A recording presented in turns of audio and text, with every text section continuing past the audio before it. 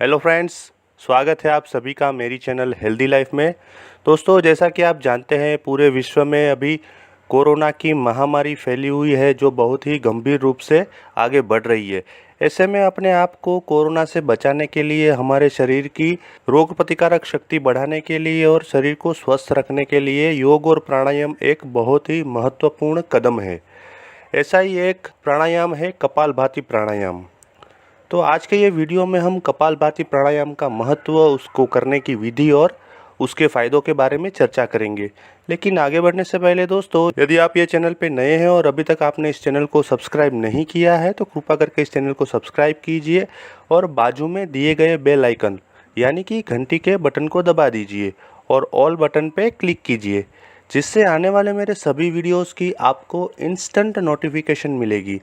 दोस्तों, सब्सक्राइब करना बिल्कुल फ्री है और जो दोस्तों ने चैनल को सब्सक्राइब किया है उनको बहुत बहुत धन्यवाद। चलिए दोस्तों, आगे बढ़ते हैं कपालभाति प्राणायाम के महत्व के साथ। तो दोस्तों, कपालभाति प्राणायाम का महत्व ये है कि जब आप कपालभाति प्राणायाम करते हैं तो आपके शरीर से 80% विषैले तत्व बाहर निकल जाते हैं। कपालभाति प्राणायाम के निरंतर अभ्यास से शरीर के सभी अंग विषैले तत्व से मुक्त हो जाते हैं, यानी कि टॉक्सिन फ्री हो जाते हैं। किसी भी तंदुरुस्त व्यक्ति को उसके चमकते हुए माथे से पहचाना जा सकता है। कपालभाति प्राणायाम की उचित व्याख्या है चमकने वाला मस्तक। मस्तक पर तेज या चमक प्राप्त करना तभी संभव है जब आप प्रतिदिन इस प्राणायाम का अभ्यास करें। इसका तात्पर्य यह है कि आपका माथा सिर्फ बाहर से नहीं चमकता, परंतु यह प्राणायाम आपकी बुद्धि को भी स्वच्छ और तीक्ष्ण बना देता है। तो दोस्तों, अब हम लोग आगे बढ़ते हैं कपालभाति प्राणायाम करने की विधि के साथ। तो दोस्तों, इसके लिए अपनी रीढ़ की हड्डी को सीधा रखते हुए आराम से बैठ जाए। अपने हाथों को आकाश की तरफ आराम से घुटनों पर रखें। एक लंबी गहरी सांस अंदर ले। सांस छोड़ते हुए अपने पेट को अंदर की ओर खींचे। अपने पेट को इस प्रकार से अंदर खींचे कि वह रीढ़ की हड्डी को छू ले। जितना हो सके उतना ही करें। पेट की मांसपेशियों के सिकुड़ने को आप अपने पेट पर हाथ रखकर महसूस कर सकते हैं। नाभि को अंदर की तरफ खींचे। जैसे ही आप पेट की मांसपेशियों को ढीला छोड़ते हैं, सांस अपने आप आपके फेफड़ों में पहुंच जाती है। कपालभाति प्राणायाम को एक क्रम को पूरा करने के लिए 20 सांस छोड़े। एक राउंड खत्म होने के पश्चात विश्राम करें और अपनी आंखों को बंद कर ले। अपने शरीर में प्राणायाम से प्रकट हुई उत्तेजना को महसूस करें। कपालभाति प्राणायाम को 2 और क्रम यानी कि 2 और राउंड को पूरा करें। तो दोस्तों, ये थी कपालभाति प्राणायाम करने की विधि। अब हम लोग आगे बढ़ते हैं कपालभाति प्राणायाम से होने वाले फ़ायदों के साथ। तो दोस्तों, कपालभाति प्राणायाम से बहुत से फ़ायदे होते हैं जो कुछ इस प्रकार है। नंबर 1, कपालभाति करने के दौरान सांस को खींचने और छोड़ने की प्रक्रिया से शरीर में रक्त प्रवाह बेहतर होता है। ऐसा होने से शरीर कई तरह की बीमारियों से बच सकता है। नंबर 2, प्रतिदिन कपालभाति का अभ्यास करने से सांस लेने की सही प्रक्रिया का ज्ञान हो जाता है। ऐसा इसलिए भी जरूरी है क्योंकि व्यस्त दिनचर्या के कारण सभी की सांस लेने की गतिविधि छोटी होती जा रही है। इस कारण से हृदय संबंधी समस्याओं का सामना करना पड़ सकता है। नंबर 3, कपालभाति में लंबी सांस को भरा और छोड़ा जाता है, जिस कारण जीवन को स्वस्थ रखना आसान हो सकता है। नंबर 4, शरीर को स्वस्थ रखने के लिए उसमें लगातार जमने वाले विषैले पदार्थों को बाहर निकालना भी जरूरी है। कपालभाति प्राणायाम से न सिर्फ रक्त प्रवाह में सुधार आता है, बल्कि इससे शरीर डिटॉक्सिफाई भी होता है। इसके उपयोग से आपके फेफड़े और श्वसन तंत्र भी डिटॉक्सिफाई हो सकते हैं और आपको ताजगी महसूस होती है।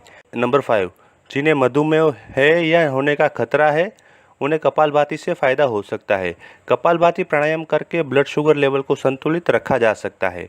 नंबर 6, बढ़ता वजन आजकल हर किसी के लिए सिरदर्द बन गया है।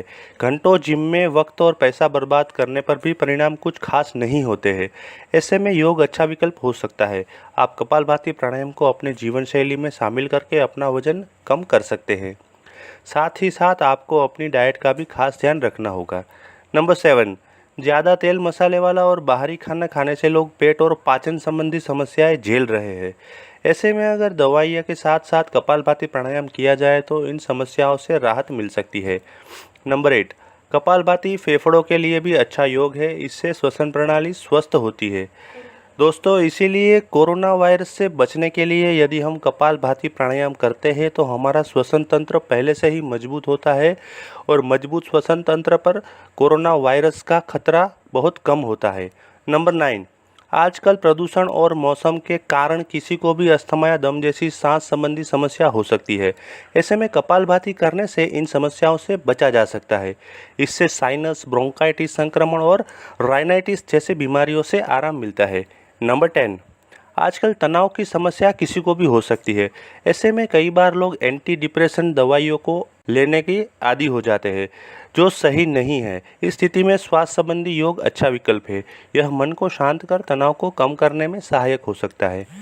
नंबर 11, मस्तिष्क के लिए भी योग बहुत जरूरी है। प्राणायाम करने से मनुष्य का दिमाग विकसित हो सकता है और अन्य मस्तिष्क संबंधी समस्याओं से बचाव हो सकता है। कपालभाति मस्तिष्क के लिए भी बहुत जरूरी है। इसे करने से व्यक्ति का दिमाग न सिर्फ तेज होता है बल्कि बौद्धिक क्षमता में भी विकास हो सकता है। नंबर 12, कपालभाति से एसिडिटी व गैस जैसी समस्याओं से भी राहत मिल सकती है। इसलिए अगर आपको भी पेट संबंधी समस्या है तो आप प्रतिदिन कपालभाति प्राणायाम करने की आदत डाल लें। नंबर 13, आपकी त्वचा के लिए भी योग अच्छा विकल्प है। कपालभाति करने से आपका मन शांत रहेगा, जिसकी चमक आपके चेहरे पर दिखने लगेगी। आपका चेहरा और आपकी त्वचा खिली खिली व जवां दिखने लगेगी। नंबर 14, बालों का झड़ना आजकल एक आम समस्या बन चुकी है। इसके लिए लोग कई तरह के शैम्पू, तेल और अन्य इलाज भी करते हैं, लेकिन शायद आपको जानकर हैरानी होगी कि योग भी झड़ते बालों के लिए असरदार उपाय हो सकता है। आप बालों के लिए कपालभाति प्राणायाम का सहारा ले सकते हैं। दोस्तों, कपालभाति प्राणायाम के फायदे जानने के साथ साथ ये भी जानना जरूरी है कि किन किन लोगों को कपालभाति प्राणायाम नहीं करना चाहिए या फिर डॉक्टर की सलाह लेने के बाद करना चाहिए। तो आइए उसके बारे में भी चर्चा करते हैं। दोस्तों, जो लोग पहली बार योग कर रहे हैं वो कपालभाति को किसी विशेषज्ञ की देखरेख में ही शुरू करें। जिनको हाई ब्लड प्रेशर, मिर्गी, हृदय संबंधी समस्या और माइग्रेन है वो कपालभाति प्राणायाम करने से पहले एक बार डॉक्टर की सलाह जरूर लें। अगर आप गर्भवती है तो कपालभाति करने से पहले एक बार डॉक्टर की सलाह जरूर लें। अगर हो सके तो कपालभाति ना करें। कपालभाति करने से कुछ देर पहले और कुछ देर बाद में कुछ भी खाना पीना नहीं है।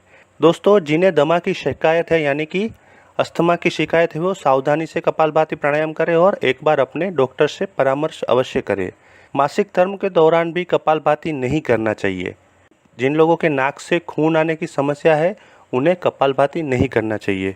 तो दोस्तों, आशा रखता हूँ कि आज का ये वीडियो देखने के बाद आपको कपालभाति प्राणायाम की विधि, उसका महत्व और उससे होने वाले फ़ायदों के बारे में उपयोगी जानकारी हासिल हुई होगी। यदि ये वीडियो आपको पसंद आया है तो लाइक कीजिए, अगर नहीं पसंद आया है तो डिसलाइक कीजिए। अगर आपको ये वीडियो पसंद आया है तो अपने दोस्तों और परिवारजनों में इसे अवश्य शेयर कीजिए और यदि आप अन्य कोई विषय के ऊपर वीडियो देखना चाहते हैं तो मुझे कमेंट में लिखिए। मैं वो सब्जेक्ट के ऊपर वीडियो बनाने की अवश्य कोशिश करूँगा। Thank you.